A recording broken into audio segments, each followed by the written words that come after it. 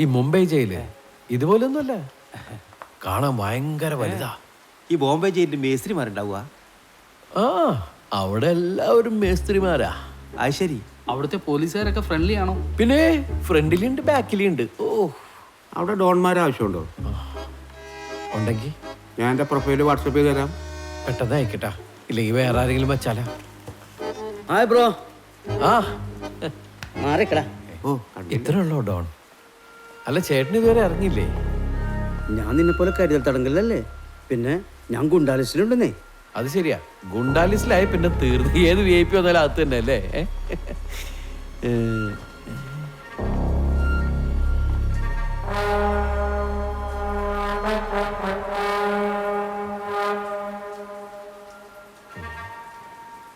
വരട്ടിരിക്കും. എനിക്ക് അടുക്കളയിൽ കുറച്ച് പണിയുണ്ടേ. പ്രശ്നം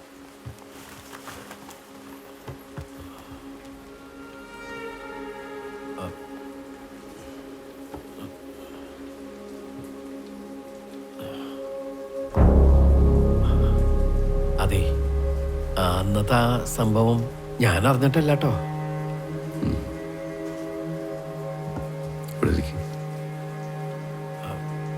ഇവിടെയാ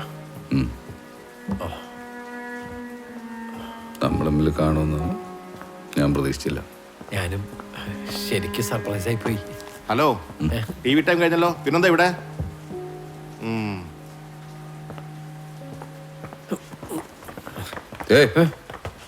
ഞാൻ ഇങ്ങോട്ടാ ഉദ്ദേശിച്ചത്, പക്ഷെ അങ്ങോട്ട് വഴി മാറിപ്പോയി. ഞാൻ പരാതിപ്പെട്ടിരുന്നെങ്കിൽ നീ പെട്ടേനെ. അവർക്കകത്ത് കയറാൻ വഴിയൊരുക്കിയത് നീയല്ലേ? സോറി. അല്ല, അവരാരായിരുന്നു? എൻ്റെ ഭാര്യയുടെ ചേട്ടൻ. അവന് ഇത്തിരി പശക. ചിലപ്പോൾ അവരുടെ കൊട്ടേഷൻ ആയിരിക്കും, അല്ലെങ്കിൽ എൻ്റെ ന്യൂസൊക്കെ കേട്ടിട്ട് എന്നോട് ദേഷ്യം തോന്നി വേറെ ആരെങ്കിലും. ഞാൻ എന്തായാലും പെട്ടു. നീ കൂടി പെടണ്ടെന്ന് വെച്ചിട്ടാ ഞാൻ പിന്നെ പരാതിപ്പെടാതിരുന്നത്. Thank you. താങ്ക് യു ഒന്നും വേണ്ട. എനിക്കൊരു ഉപകാരം ചെയ്യൂ. ഞാനോ? ഞാനെന്ത് ചെയ്യാനാ? നിന്റെ നാട് വരെ ഒന്ന് പോകും. അയ്യോ, ഞാനിപ്പോ ഇവിടുന്ന് പോയി കഴിഞ്ഞാൽ അത് ഭയങ്കര ക്രൈമാവും. ഇപ്പോഴല്ല, നീ പുറത്തു പോകുമ്പോൾ. ആ, പുറത്തു പോകുമ്പോ. എന്നിട്ട് ഞാൻ എൻ്റെ സുഹൃത്തിൻ്റെ നമ്പർ തരാം. അവനോട് അവൻ്റെ കൂട്ടുകാരനൊന്ന് വിളിക്കാൻ പറയണം. എൻ്റെ മോളുടെ പേരിൽ കുറച്ച് കാശ് ഞാൻ ഇൻവെസ്റ്റ് ചെയ്ത് വെച്ചിട്ടുണ്ട്. അതൊന്ന് കളക്ട് ചെയ്ത് അവൻ ചെയ്തോളൂ. അത് അല്ല, ഞാൻ ഇതൊക്കെ ആരോടാ പറയേണ്ടത്? ആരാണ് അവൻ? ഞാൻ നേരത്തെ പറഞ്ഞില്ലേ, എൻ്റെ അളിയൻ, ഭാര്യയുടെ ചേട്ടൻ. കൊട്ടേഷൻ? ദ സെയിം അളിയൻ? നീ പേടിക്കണ്ട, അവർക്ക് എന്നോട് ദേഷ്യം. എന്നൊന്നും ചെയ്യില്ല. പക്ഷേ ഞാൻ പോയി എൻ്റെ രീതിയിൽ എന്തെങ്കിലും സംസാരിച്ചു കഴിഞ്ഞാൽ ഉറപ്പായിട്ടാണ് എന്നെ എന്തെങ്കിലും ചെയ്യും. എനിക്ക് ബുദ്ധിമുട്ടാണെങ്കിൽ വിട്ടേ ഉണ്ട്.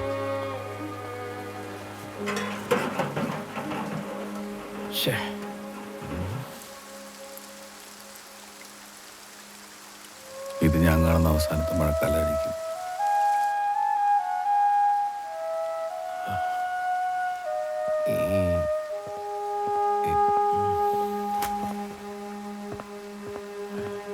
എന്തിനെത്രയും പേരെ കൊന്നത്?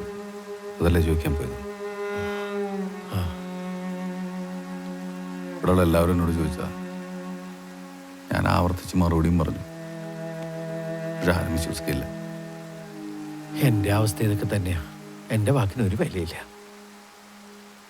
നമ്മൾ രണ്ടുപേരും ഒരു കാര്യത്തിൽ കൂടി സാമ്യതയുണ്ട്. സ്നേഹിച്ച പെണ്ണിൻ്റെ കൂടെ ജീവിക്കാൻ മറ്റുള്ളവരെ ഉറപ്പിച്ചവരാണ് നമ്മൾ രണ്ടുപേരും.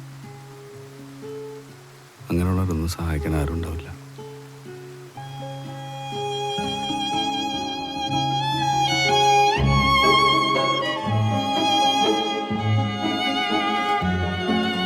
എന്ത് രസാ കൊച്ചിന്റെ മുടി കാണാൻ. വരുന്നടാ. എന്താ മോളെ? എന്നെയും കൂട്ടുവോ? അയ്യോടാ, കൊറേ നേരം ബസ്സിലിരിക്കണം, മോക്ക് ബോറടിക്കും. മോൾ ഇവിടെ ഇരുന്ന് കളിച്ചോ.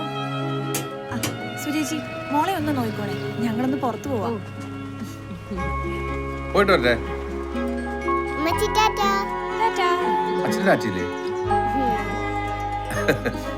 ശരി, എന്നാ പോയിട്ട് വരാം. റോഡിൽ ഇറങ്ങരുതേ. ശരി, പോയിട്ട് വരാം.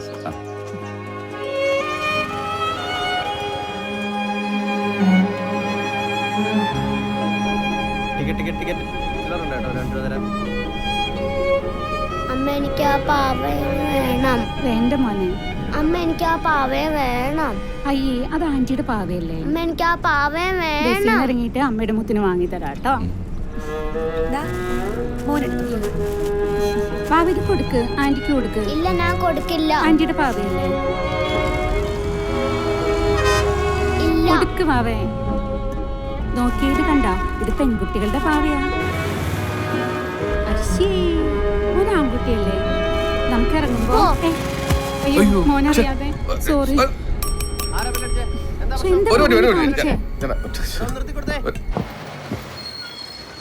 ആ പാവങ്ങൾ നിർത്തിട്ട് കൊച്ചു ഒന്ന് എടുത്തോട്ടെ, ഒരു മിനിറ്റ്.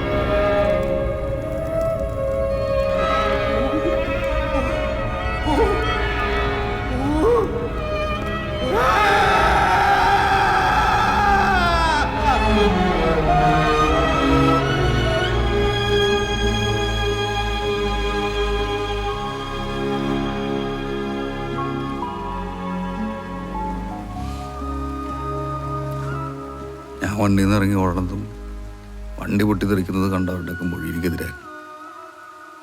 എൻ്റെ പാവം ഭാര്യ അതിലുണ്ടായിരുന്നു. അവളെ ഞാൻ കൊല്ലുവോ? അതായിരുന്നു എൻ്റെ ന്യായം. പക്ഷെ കോടതി ചെന്നപ്പോൾ ഭാര്യയെ കൊന്ന കൊടുങ്ക്രൂരനായി ഞാൻ ഇനി പുറം ലോകം കാണുമെന്ന് പോലും എനിക്കറിയില്ല. ആ നാട്ടിൽ പോകുമ്പോൾ മോളൊന്ന് കൊണ്ട് കാണിക്കാൻ പറയും.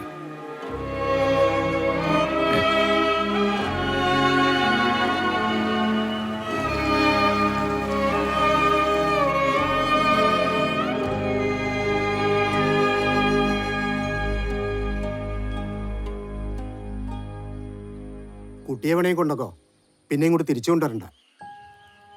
അല്ലെങ്കിലും ഇതിനൂടെ വളർത്താനൊന്നും പോകുന്നില്ല. ഏതെങ്കിലും എത്തിങ്കാനെ കൊണ്ടാക്കും. അവൻ ചെയ്തതിന് ഈ കൊച്ചിനോട് പകരം വീട്ടുമൊന്നുമല്ല. ഇതിനെ കാണുമ്പോൾ ഓരോന്ന് ഓർമ്മ വരിക. മറ്റവന്റെ കൂട്ടുകാരനാ, വേറൊരു ജയിൽ പുള്ളി. അയ്യോ, ഞാൻ ക്രിമിനലല്ല, കരുതൽ തടങ്ക. അല്ല, കരുതൽ തടങ്കല.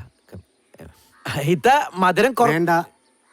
അല്ല, എനിക്ക് ഷുഗറിന്റെ കംപ്ലൈന്റ് ഒന്നുമില്ല. മധുരം എനിക്ക് ഓക്കെയാണ്. ചായ വേണ്ട എന്നാണ് പറഞ്ഞത്. ആണല്ലേ? ഞാൻ ചുമ്മാ ഒരു ചായ കുടിക്കാന്ന് വിചാരിച്ചു, അത്രേ ഉള്ളൂ. എനിക്ക് ഈ ചായയും കാപ്പിയൊന്നും കുടിക്കണ ശീലം എനിക്കില്ല. പിന്നെ ഈ നമ്മുടെ ഈ ബാലേട്ടൻ കുറച്ച് പൈസയൊക്കെ ഈ കുഞ്ഞിന്റെ പേരിൽ ഇൻവെസ്റ്റ് ചെയ്യാനായിട്ട് അവിടെ ഇവിടെ കിട്ടണ്ടേ. അപ്പൊ കൂട്ടുകാരനൊന്ന് വിളിച്ചു കഴിഞ്ഞിട്ടുണ്ടെങ്കിൽ പുള്ളി ഇതെല്ലാം കളക്ട് ചെയ്തിട്ട് കുഞ്ഞിന് വേണ്ടിട്ട് ഇൻവെസ്റ്റ് ചെയ്യേ. അവന്റെ ഒന്നും ഇവിടെ വേണ്ട. മേലാൽ ഇതും പറഞ്ഞ് ഇങ്ങോട്ട് വരികയും ചെയ്യരുത്, മനസ്സിലായില്ലേ? ഇക്ക ഇങ്ങനെയൊക്കെ പറയുമെങ്കിലും എനിക്കറിയാം ഇക്ക ആളൊരു നിഷ്കുവാണ്. എനിക്കിതുപോലെ ഒരു കൂട്ടുകാരനുണ്ടായിരുന്നു. പാവം ട്രെയിൻ കയറി മരിച്ചുപോയി. ഒരു സെക്കൻഡ് ഷോ കഴിഞ്ഞ് വരുന്ന സമയത്ത് എനിക്ക് എപ്പോഴും നിങ്ങളുടെ ആലോചിക്കുമ്പോ എൻ്റെ അമ്മേ, ട്രെയിൻ ഇടിച്ചിട്ടേ കാല് വേറെ കൈ വേറെ, തല പാതി വെച്ച്. എണിച്ചേ, നേരെ അങ്ങോട്ട് പോയാ ഒരു റെയിൽവേ ട്രാക്ക് ഉണ്ട്, അതിലൂടെ അങ്ങോട്ട് പോക്കോ. അല്ലക്ക, നമ്മളൊക്കെ മരിച്ചു പോണ മനുഷ്യന്മാരാന്നുള്ളൊരു ട്വിസ്റ്റാണ് ഞാൻ ഉദ്ദേശിച്ചത്.